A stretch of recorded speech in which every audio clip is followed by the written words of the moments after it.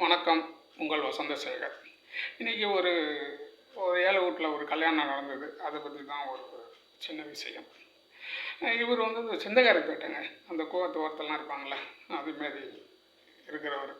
அங்கே அவர் ரொம்ப ஏழ்மையானவர் தான். ரொம்ப ஆனால் திமுககாரர். அவர் வந்து திமுக கருணாநிதிமில்ல, அவ்வளோ ஒரு ஒரு பற்றுதல் உடைய ஒரு தொண்டர் திமுகவில். ஒரு சாதாரண உறுப்பினர் தான், எந்த ஒரு பதவியெல்லாம் கொடுக்கல. ஆனால் இதை கட்சிக்கு ஏதாச்சும்னா முன்னணி வந்து நிற்பார். அதுமாரி ஒரு உறுப்பினர். வெறித்தனமாக இருப்பாங்க இல்லையா சில திமுகவில், அதுமாரியான அந்த அப்படியேப்பட்டிய ஒரு உறுப்பினர் அவர், திமுக தொண்டர். இவர் வீட்டில் அவங்க பையனுக்கு ஒரு கல்யாணம். இந்த கல்யாணம் போது சாதாரணமாக தான் அவர் வந்து ஏழை தான். அதுக்கு தகுந்த மாதிரி தானே பத்திரிக்கை அடிப்பாங்க. சின்ன ஒரு பத்திரிக்கையெல்லாம் அடிச்சிட்டார். அடிக்கும்போது கலைஞர் வந்து தாலி எடுத்து கொடுக்குற மாதிரி அவர் வந்து அடிச்சிட்டார், சின்ன பத்திரிகையில். அப்போ இதெல்லாம் பத்திரிகைலாம் வைப்பாரில்ல, அப்பெல்லாம் பார்த்துட்டு அந்த ஊர் வட்ட செயலர் அவங்கெல்லாம் வைக்கும்போது, என்ன இதுமாரி அடிச்சிட்ட, கலைஞர்லாம் வரமாட்டாரியா, அதுவும் நீ வந்து இதுமாதிரி இருக்கிற, எப்படி எங்களுக்கே வரமாட்டா, வட்ட அதுமாரிக்கே வரமாட்டா, மாவட்டம் பெரிய மந்திரி இருந்துரு அதுமாரி ஃபங்க்ஷன் தான்ப்பா வருவார், நீ என்ன இப்படி அடிச்சுட்டேன்னொன்னே ஒன்று இவர் இல்லைன்னா இதுமாரி இதில் அடிச்சுட்டேன் அப்படின்னு சொன்னோன்னே சரி விட்டுட்டாங்க. கரெக்டாக அந்த நாள் வந்தது. அந்த நாள் கல்யாணம் காலையில் 6 to 7. திடீர்னு அந்த தொண்டர் என்ன பண்ணாருன்னா, ஒரு ஆட்டோ பிடிச்சார்.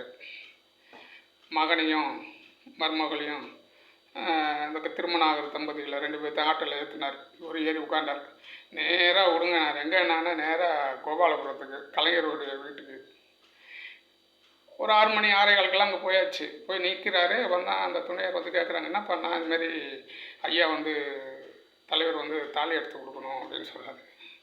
அவங்க என்ன மாலைங்காலத்துமா நிற்கிறாங்கன்ட்டு சரி நேராக போய் தலைவர் அவர்கள்ட்ட போய் சொல்கிறாங்க, கலைஞர் அவர்கள்ட்ட. சொன்னோன்னா அவர் என்ன சொல்கிறீங்க, ஒன்றுமே எனக்கு தகவல் இல்லையே அப்படின்ட்டு அவர் தடாபுரன்ட்டு அப்படியே கையில் தான் கட்டியிருந்தாராம். அந்த நேரம் கையில் கட்டிட்டு நேராக வந்து என்ன ஆனோன்னே பார்த்தா தெரியுது, சிந்தாரப்பேட்டை அடிக்கடி அந்த கட்சி இதிலெல்லாம் மீட்டிங்லாம் போனாக்க முன்னாடி நின்று எல்லாம் வேலை செய்வார் போல். என்ன அப்படின்னோடனே இதுமாரி என் பையன் இதுமாதிரி கல்யாணம் பண்ண போகிறான், நீங்கள் தான் தலைவர் தான், நீங்கள் தான் அந்த தாலி எடுத்து கொடுக்கணுங்கிறாரு. என்ன ஒன்றுமே சொல்லாமல் முன்ன எதுவுமே சொல்லாமல் வந்துட்டியே நீ முன்னாடியே சொல்லி தான் குளிச்சுட்டு ரெடியாக இருப்பலாம் அப்படின்னாரு. இல்லை தலைவரே, நீங்கள் எப்படி வேணாலும் எடுத்து கொடுங்கன்னொன்னே சரி கொஞ்சம் வெயிட் பண்ணு அப்படின்னு சொல்லிட்டு உடனே போய் குளிச்சுட்டு வேட்டிக்கிட்டெல்லாம் கட்டிக்கிட்டு இந்த வேட்டிக்கெல்லாம் அந்த மாதிரி அவர் எப்படியும் கட்சியில் இருக்கிற மாதிரி கட்டிக்கிட்டு வெளியில் வந்து சரி வீட்டுக்குள்ளார கூப்பிட்டு அப்புறம் தாலி எடுத்து கொடுத்து கட்ட சொல்லி அப்புறம் ஆசிரம் பண்ணி அனுப்பிச்சார் திரு கலைஞர் அவர்கள். பாருங்கள், அந்த ஏழைக்கு எவ்வளோ ஒரு புத்திசாலித்தனம். அப்போ வந்து கலைஞர் வந்து எதிர்கட்சி தலைவராக தான் இருந்தார். அதனால் ஒன்றும் பிரச்சனை இல்லை. அப்போலாம் ஒரு போலீஸ் தான் நிற்கும் அவங்க வீட்டுக்கு முன்னாடி. ஒரு போலீஸ் தான், எதிர்கட்சி தலைவர் இருக்கும்போது ஒரு போலீஸ் தான் போடுவாங்க. அப்போ டக்குன்னு சொல்லி கட்டி அழைச்சிட்டு வந்துட்டார்.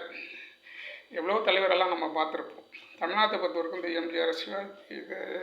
எம்ஜிஆர் அவர்கள், கலைஞர் அவர்கள், அவங்க தான் ரொம்ப அந்த ஏழை எளியவர்கள்லாம் ரொம்பவும் இறங்கி போயெல்லாம் செஞ்சவங்க. வேறு தலைவர் வீட்டுக்குள்ளே போனால் என்ன ஆயிருக்கும் உங்களீங்களே நினச்சி பாருங்கள்.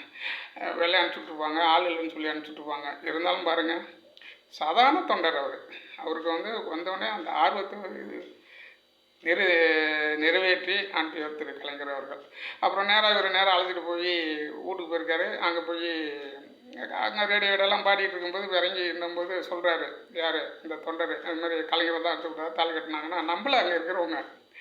அப்போ மறுபடியும் அவங்க பையன் இந்த பொண்ணுலாம் சொன்னோன்னா, ஆமாம் கலைஞர் வீட்டுக்கு போகணும் நடந்து சொல்கிறாங்க. அப்போ தான் நம்புகிறாங்க. அந்த வட்டச்செயலாளர் அப்போ தான் நம்புகிறாரு, என்னையா இப்படி பண்ணிட்டேன் அப்படின்ட்டு. இது மாதிரி நடந்ததுங்க, ஒரு சுவையான சம்பவம். நன்றி, வணக்கம்.